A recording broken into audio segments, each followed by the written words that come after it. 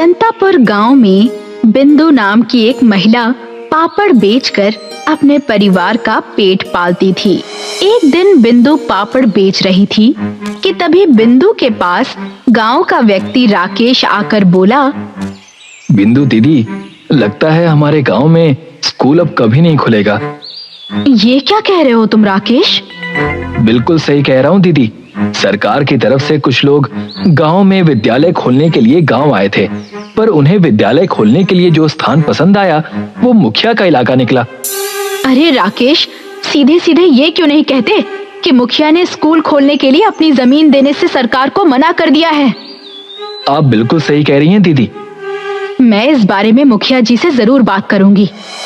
शाम को बिंदु अपने सारे पापड़ बेचकर अपने घर आ गई। उसका 10 वर्षीय पुत्र चंपक बिंदु से बोला, माँ, मैं कब से आपसे बोल रहा हूँ कि मुझे भी और बच्चों की तरह विद्यालय पढ़ने जाना है। बेटा, सोचा था कि अपने गांव में विद्यालय खुल जाएगा तो मैं तुझे विद्यालय में पढ़ने के लिए जरूर भेजूंगी, लेकिन शायद किस्मत को कुछ और ही मंजूर है। लेकिन माँ, मैं और बच्चों की तरह दूसरे गांव के विद्यालय में पढ़ने के लिए क्यों नहीं जा सकता? क्योंकि हमें दूसरे गांव में जाने के लिए नाव की आवश्यकता होती है और मेरे पास इतने पैसे नहीं है बेटा कि मैं तुम्हें रोज नाव से भेज सकूं। चंपक उदास होते हुए अपनी माँ की ओर देखकर कहता है, माँ, अगर आज पिताजी होते तो मुझे जरूर पढ़ने के लिए भेजते। चिंता मत कर बेटा, एक ना एक दिन मैं तुझे पढ़ने के लिए जरूर भेजूंगी।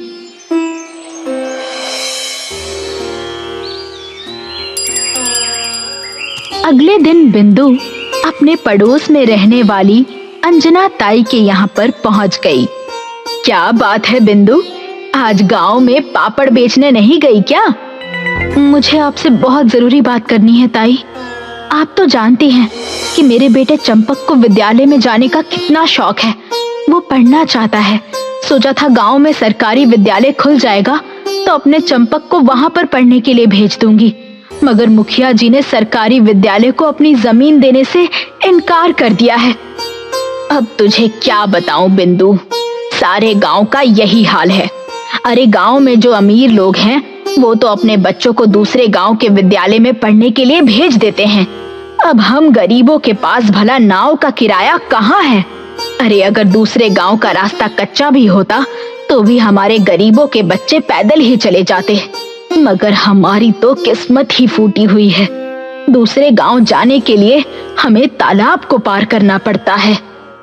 बात तो आपकी सही है ताई, लेकिन हम गरीब लोग आखिर कब तक हाथ पर हाथ रखकर ऐसे ही बैठे रहेंगे?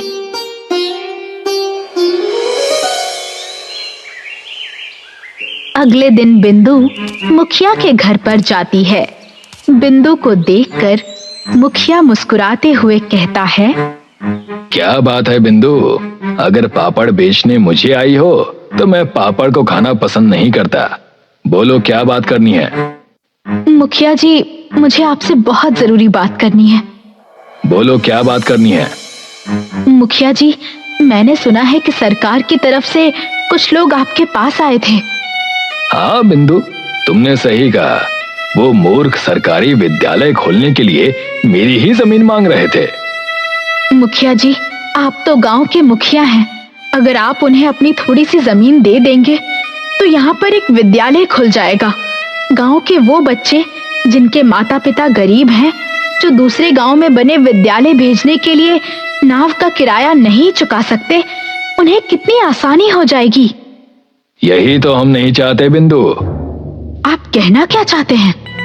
बिंदु, ये राजनीति की बातें हैं, तुम्हारी समझ में नहीं आएंगी, लेकिन फिर भी तुम्हारी समझ के लिए मैं इतना बता देता हूँ कि अगर गांव के सभी गरीब बच्चे पढ़ लिख कर बड़े आदमी बन जाएंगे तो फिर हम जैसे बड़े लोगों के खेत पर काम कौन करेगा? अब तुम खुद का ही उदाहरण ले लो। अगर तुम पढ़ लिख कर कुछ बन जाती तो क्या तुम गांव में पापड़ बेचती? फिर हम गांव वाले पापड़ किससे खरीदते? मुखिया की बात सुनकर बिंदु क्रोधित हो जाती है।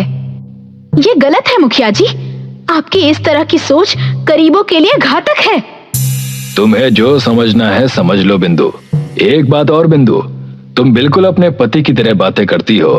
वो भी कुछ इसी तरह से बातें किया करता था। बेचारा समय से पहले ही संसार को अलविदा कह गया। बिंदु, तुम एक विधवा हो, तुम्हारा एक 10 वर्षीय पुत्र है, तुम्हारा पापड़ का धंधा अच्छा चल रहा है। बेहतर होगा कि अपना मन पापड़ बेचने में लगाओ। अब तुम यहाँ से जा सकती हो। बिंदु क्रोधित होकर मुखिया के घर से चली गई। शाम को बिंदु पापड़ बेचकर अपने घर पर जा रही थी कि तभी नदी के किनारे उसके कानों में किसी व्यक्ति की आवाज आई। क्या मुझे कुछ खाने के लिए मिल सकता है? बिंदु ने पलट कर देखा तो सामने एक साधु खड़े थे जो बिंदु को देखकर मुस्कुरा रहे थे। साधु के चेहरे पर तेज झलक रहा था। आप तो दिखने में कोई संत लगते हैं। मैं संत ही हूँ। मैं गांव में पापड़ बेचने का काम करती हूँ। इस समय सिर्फ 2 या 3 पापड़ बचे हैं। अगर इसे खाने से आपकी भूख मिट सकती है तो ये लीजिए। संत बिंदु के हाथ से पापड़ लेते हुए बोले, क्या बात है, तुम्हारी आंखों में एक अजीब सा क्रोध झलक रहा है और तुम्हारा मन अंदर से उदास भी है। बिंदु सारी घटना संत को बताते हुए कहती है, अब आप ही बताइए, क्या हम गरीबों के बच्चों को पढ़ने का अधिकार भी नहीं है? संत बिंदु की ओर गौर से देखकर कहते हैं, जानती हो तुम्हारे गांव का नाम संतानगर क्यों पड़ा? नहीं। क्योंकि वर्षों पहले तुम्हारा गांव संतों की भूमि थी। तब यहाँ पर दूर दूर से गांव के लोग अपने बच्चों को शिक्षित करने के लिए संतों के पास ही आया करते थे। समय बीतता गया और संत इस गांव को छोड़कर जंगलों की तरफ चले गए। मगर कितनी अजीब बात है कि संतों के इस गांव में आज एक भी विद्यालय पढ़ने के लिए नहीं है। कल तुम गांव में बेचने के लिए पापड़ मत बनाना, बल्कि उन कच्चे पापड़ों को ठीक इसी समय लेकर इस स्थान पर आ जाना। इतना बोलकर वो संत वहां से चले गए। अगले दिन बिंदु को घर पर देखकर चंपक कहता है, क्या बात है माँ, आज पापड़ नहीं बनाओगी? बिंदु अपने बेटे को सारी घटना बताती है। मुझे तो वो कोई चमत्कारिक संत लगते हैं बेटा। आपने सही कहा, लेकिन उन्होंने आपको पापड़ बनाने के लिए क्यों मना किया? पता नहीं, अब ये तो आज शाम को ही पता चलेगा। शाम को बिंदु पापड़ बनाने का सारा सामान लेकर नदी के किनारे पहुंच गई। वो संत नदी के किनारे बैठकर बिंदु का ही इंतजार कर रहे थे। संत बिंदु की ओर देखकर कहते हैं, अब इन कच्चे पापड़ों की एक नाव बनाओ। ये क्या कह रहे हैं आप? जो बोला है वो करो। मैं तुम्हारी प्रतिभा को जानता हूँ कि तुम पापड़ को कोई भी रूप दे सकती हो। संत के कहने पर बिंदु पापड़ की एक नाव तैयार करने में जुट गई। बिंदु ने एक पापड़ की नाव तैयार कर ली। जैसे ही उस संत ने पापड़ की नाव को हाथ लगाया, अचानक पापड़ की नाव का आकार एक विशाल नाव में परिवर्तित हो गया। ये देखकर बिंदु आश्चर्य से संत की ओर देखकर बोली, ये तो बिल्कुल असली नाव लग रही है। ये असली नाव से भी ज्यादा अच्छा काम करेगी। और हाँ, तुम्हारी ये पापड़ की नाव अपने आप चलेगी और तुम इसे जहां जाने का आदेश दोगी, ये वहां जाएगी। अगले दिन बिंदु अपने बेटे चंपक को लेकर अपनी पापड़ की नाव से सीधे दूसरे गांव में बने हुए विद्यालय में पहुंच गई और सारी घटना प्रिंसिपल को बताती है। हमें पढ़ने वाले बच्चों की ही आवश्यकता है। पढ़ने वाले बच्चे ही अपने भविष्य के साथ साथ दूसरे का भी भविष्य सुधारते हैं। बिंदु का बेटा उस दिन के बाद पापड़ की नाव से स्कूल आने जाने लगा। बिंदु की पापड़ की नाव सभी गरीब गांव वालों के लिए मुफ्त थी और यही बात मुखिया को अंदर ही अंदर खाए जा रही थी कि तभी गांव का जमींदार मुखिया के पास आकर बोला, क्या हुआ मुखिया जी, आखिर ऐसी क्या आफत आ गई कि आपने मुझे अपने घर की बजाय अपने खेत में ही बुला लिया? मेरे खेत को देख रहे हो जमींदार? हाँ, देख रहा हूँ। तुम्हें इतने बड़े खेत में कौन नजर आ रहा है? मैं और आप। यही दिखाने के लिए मैंने तुम्हें यहाँ पर बुलाया था। मैं कुछ समझा नहीं। अरे मूर्ख जमींदार, कुछ समय पहले मेरे खेत में ना जाने कितने गरीब बच्चे काम किया करते थे, मगर अब वो सब के सब विद्यालय में पढ़ने जाने लगे हैं। और ये सब कुछ हुआ है बिंदु की पापड़ की नाव की वजह से। अगर ऐसा ही हाल रहा जमींदार, तो ये पूरा गांव शिक्षित हो जाएगा और हम दोनों के हाथ में कटोरा आ जाएगा। अरे जब सभी बच्चे पढ़ लिख कर शिक्षित हो जाएंगे, तो फिर हमारे और तुम्हारे खेतों में काम कौन करेगा? बात तो तुमने मेरे मतलब की है मुखिया, लेकिन इसका उपाय क्या है? जहां तक मैं जानता हूं तो हमारे गांव में अमीरों की कम और गरीबों की संख्या ज्यादा है, और सारे गरीब इस समय बिंदु के ही पक्ष में हैं, क्योंकि वो उन सबसे अपनी पापड़ की नाव में बैठने का किराया नहीं लेती। पहले तो वो सिर्फ उनके गरीब बच्चों को ही अपनी पापड़ की नाव से विद्यालय तक छोड़ती थी, मगर अब तो उसकी पापड़ की नाव से गांव के लोग दूसरे गांव में व्यापार करने के लिए भी जाने लगे हैं। बिंदु ने हमारे नाव के धंधे को भी बेकार कर दिया है। अब हमारी नाव में कोई कुत्ता तक नहीं बैठता। लेकिन मैं फिर से कहता हूँ, इसका उपाय क्या है? उपाय है जमींदार, कल सुबह हम सारे गांव वालों के सामने बिंदु की पापड़ की नाव को तोड़ देंगे। बिंदु की पापड़ की नाव टूट जाएगी और गांव वालों के दिलों में दोबारा हम दोनों का खौफ भी बैठ जाएगा। अगली सुबह मुखिया और जमींदार नदी के किनारे पहुंच गए। मुखिया और जमींदार को एक साथ देखकर बिंदु बुरी तरह से चौंकती हुई कहती है, आप दोनों यहाँ क्या कर रहे हैं? तुम्हारी पापड़ की नाव को चकनाचूर करने आए हैं। बातें मत करो मुखिया, इसकी नाव को हथौड़े से तोड़ दो। चिंता क्यों करते हो जमींदार, इसकी नाव पापड़ की है, इसे तोड़ने के लिए हमारे हाथ ही काफी हैं। मुखिया ने बिंदु की पापड़ की नाव को हाथ लगाया ही था कि तभी रंग बिरंगी किरणों के साथ वहीं संत प्रकट हो गए और क्रोध भरी नजरों से मुखिया और जमींदार की ओर देखते हुए बोले, तुम दोनों को शर्म आनी चाहिए। तुम्हें क्या लगा था कि तुम दोनों इस पापड़ की नाव को इतनी आसानी से तोड़ दोगे?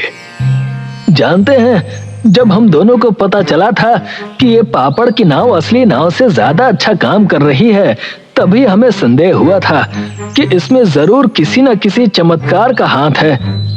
और तुम मूर्ख उसके बाद भी यहाँ चले आए।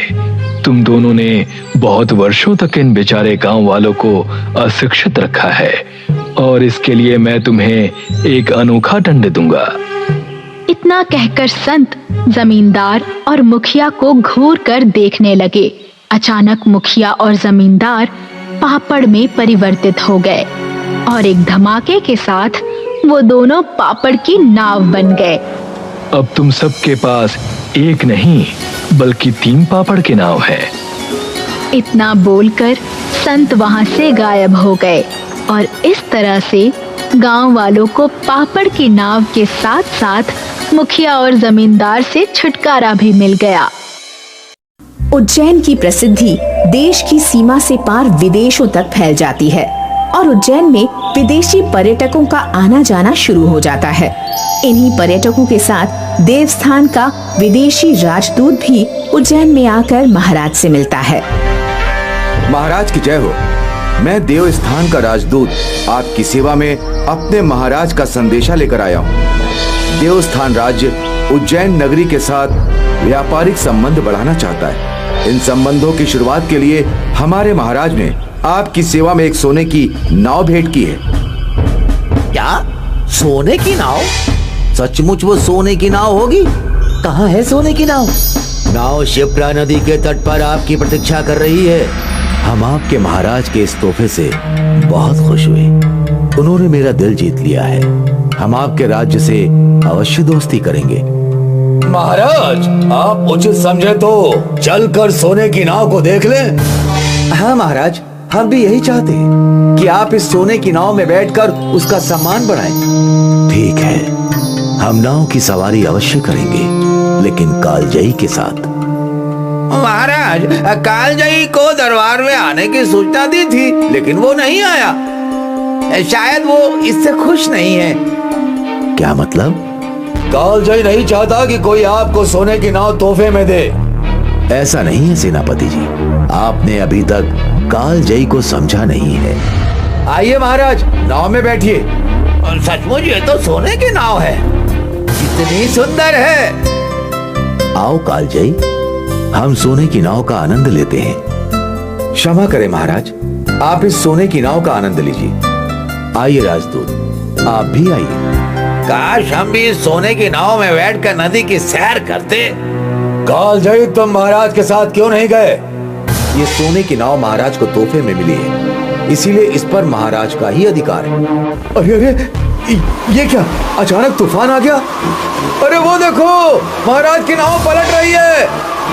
महाराज डूब रहे हैं। अरे कोई उन्हें बचाओ। नदी में कूदो, महाराज को बचाओ। जल्दी करो, महाराज की जान को खतरा है। कालजयी, तुम यहाँ मूर्ति बने खड़े हो, महाराज के प्राण संकट में हैं। होनी को कौन टाल सकता है मंत्री जी? वो देखिए, अब हम भी कुछ नहीं कर सकते। नदी में सैनिक महाराज को ढूंढ रहे हैं, लेकिन महाराज कहीं दिखाई नहीं देते। महाराज की मृत्यु की खबर से पूरा उज्जैन शोक में डूब जाता है। हर कोई दुखी होता है। राजमहल से लेकर नगर की चौपाल तक विलाप सुनाई देता है। सभी इस अनहोनी घटना और उस मनहूस सोने की नाव की चर्चा करते हैं। सचमुच वो सोने की नाव मनहूस थी। तुमने सही कहा, सोना हर किसी को नहीं फलता। सोना लालच का भी तो प्रतीक है। महाराज को सोने की नाव में बैठने की क्या आवश्यकता थी? भैया, राजे महाराजे सोने चांदी में ही खेलते हैं, उनके लिए भला बुरा कुछ नहीं होता। नतीजा देख लिया ना, आज हमारे महाराज हमें छोड़कर चले गए। भाई, मुझे तो विश्वास ही नहीं हो रहा है। हमारे विश्वास करने ना करने से क्या होगा? महाराज की जीवन लीला तो समाप्त हो गई। आश्चर्य की बात है, नदी से उनका शरीर भी नहीं मिला। इसमें ज्यादा आश्चर्य इस बात का है कि सोने की नाव और विदेशी राजदूत दोनों नहीं मिले। इस पूरी घटना में कालजयी ने कुछ नहीं किया। हाँ भैया, कालजयी उस समय नदी के तट पर ही मौजूद थे, फिर भी उसने ऐसी अनहोनी घटना हो जाने दी। समय बड़ा बलवान है, होनी को कौन टाल सकता है? तुम ठीक कह रहे हो। अब उज्जैन को कौन संभालेगा? मतलब हमारा अगला राजा कौन होगा? आज से उज्जैन के राजा हम होंगे। सेनापति, पूरे राज्य में ये संदेशा पहुंचा दो। हर गांव, हर बस्ती में मुनादी करवा दो। मेरे नाम का ऐलान करा दो। मेरे नाम का डंका बजा दो। आज से मैं उज्जैन का राजा। मंत्री जी, हम आपके इस निर्णय से सहमत नहीं है।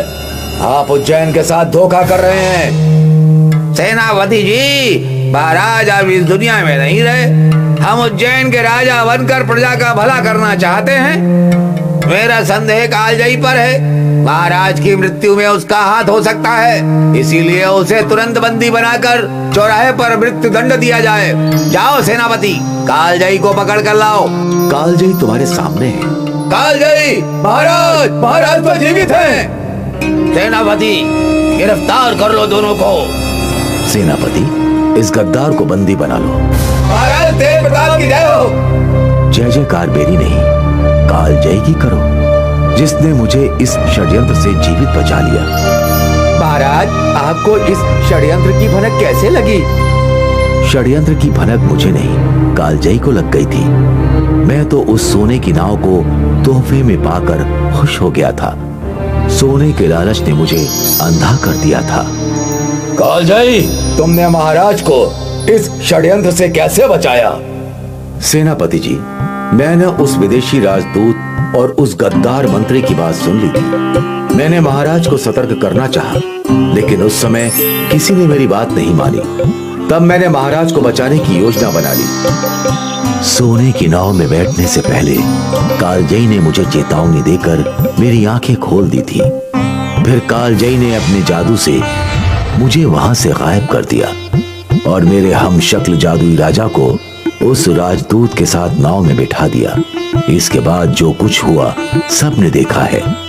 इसका मतलब नदी में जो डूबा है वो आपका हम शक्ल जादुई राजा था? हाँ, जादुई राजा के साथ वो गद्दार विदेशी राजदूत भी डूबकर मर गया। ऐसा करने से इस मंत्री का विद्रोह भी सामने आ गया। सेनापति, कल चौराहे पर इसे मृत्यु दंड दिया जाएगा। जो आज्ञा महाराज। आज की इस घटना ने मुझे यह सिखाया है कि राजा हो या रंक, उसे लालच नहीं करना चाहिए। किसी अनजान व्यक्ति से कीमती तोहफा भी नहीं लेना चाहिए और तोहफा लेने से पहले उसकी नीयत, उसका मकसद जान लेना चाहिए। हमने सोने की नाव लेने से पहले ये सावधानियां नहीं बरती, इसलिए ऐसी अनहोनी घटना हमारे साथ हो गई। अब हम शपथ लेते हैं कि आगे से किसी भी अनजान या धनवान व्यक्ति से मूल्यवान तोहफा नहीं लेंगे, लेकिन कालजयी को सबसे मूल्यवान तोहफा जरूर देंगे।